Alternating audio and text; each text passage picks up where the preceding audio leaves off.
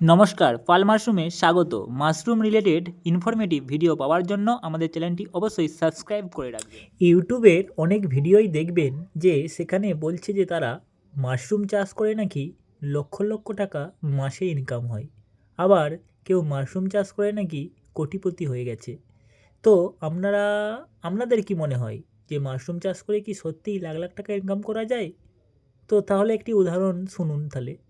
হ্যাঁ, মাশরুম চাষ করেও লক্ষ লক্ষ টাকা ইনকাম করা যায়। তবে ওই ৫০-১০০টা ৫০০টা বেড লাগালে হয় না। যেমন ধরুন আপনার কেউ ১ বিঘে জমিতে আলু লাগালো, আবার কেউ ১ কাঠাতে আলু লাগালো। তা আচ্ছা তাদের ইনকাম কি দুজনেরই একই হবে? ঠিক তেমনই মাশরুম চাষ মানে প্রচুর পরিমাণ, প্রচুর বড় বেড মানে বড় ফার্ম করলে অবশ্যই লক্ষ লক্ষ টাকা ইনকাম হবে। তো অসুবিধা কী আছে? না হওয়ার কী আছে? যেমন আপনি পরিশ্রম করবেন তেমন ইনকাম হবে। হ্যাঁ, অবশ্যই লক্ষ লক্ষ টাকা ইনকাম করা যায়। তবে সেরকম বড় আকারের ফার্ম করতে হবে। তো বড় আকারের ফার্ম তো আর এই একদিনে করা যায় না।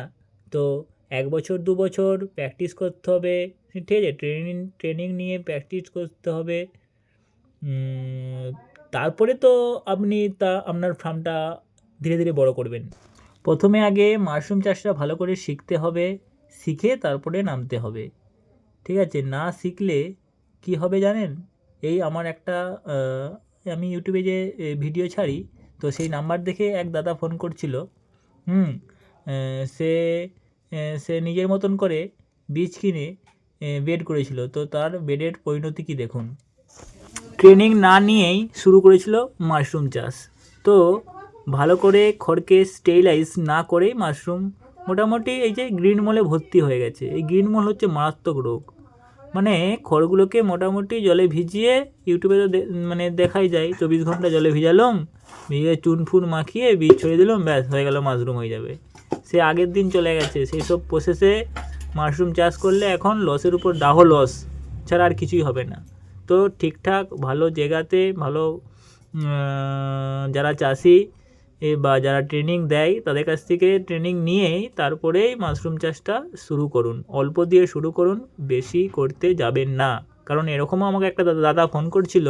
সে প্রথমে তার কাছ থেকে ভালো টাকা নিয়েছে। নেওয়ার পর তাকে 10টা মানে 50টা বেড দিয়ে মাশরুম চাষ করা মানে শিখিয়েছে। এবারে 50টা বেডে মারাত্মক মাশরুম হয়েছে। তারপরে তাকে বললো যে তুমি তো মাশরুম চাষ শিখে গেছো, তুমি এবারে বড় ফার্ম করে ফেলো বলে সে একদম 700 পিস একসাথে 700 পিস বীজ পাঠিয়েছে, তাও আবার গরমের সিজনের সময়। তো তার মধ্যে বীজ তো 700 পিস বীজ মানে প্রত্যেক দিন 10টা 12টা করে লাগালেও 2 মাস হবে। তো 700 পিস বীজ পাঠিয়েছে। তার মধ্যে তো অর্ধেক তো খারাপই হয়ে গেছে, আবার যেগুলো প্যাকেট বানানো হয়েছে, সিলিন্ডার বানানো হয়েছে, সেইগুলোও অর্ধেক কেন সবই খারাপ হয়ে গেছে। তাহলে কী হলো লাভটা? পুরো লসের উপর লস। ওই জন্যই এই হচ্ছে শীতকাল, এই সময়ই মাশরুম চাষটা শুরু করা অল্প করে। প্রথমে 10টা, তারপরে আস্তে আস্তে যদি মার্কেটে চাহিদা হয়, যদি বিক্রি হয়ে যায়, তখন আস্তে আস্তে 20টা 50টা 100টা 200টা 500টা এরকম করে বাড়াতে হবে। তো একবারে বাড়ানোটা ঠিক না। যদি এরকম লসের মানে গ্রিন মল হয়ে যাওয়ার পর বেরকে ফেলে দেওয়া পরিস্থিতি আসার আগে ট্রেনিং নিন। ট্রেনিং নিয়ে এই যে, তা নাহলে এরকম ওই গর্তর মধ্যে এইসব বেডগুলোকে ফেলতে হবে। ঠিক আছে? তো আগে ভালো করে ট্রেনিং নিন, তারপরে যে কারো কাছ থেকে যারা মাশরুম চাষ করে, যাদের মাশরুম ট্রেনিংয়ের ইউনিট আছে, তাদের কাছ থেকে ট্রেনিং নিতে পারেন। আজকে এই পর্যন্তই।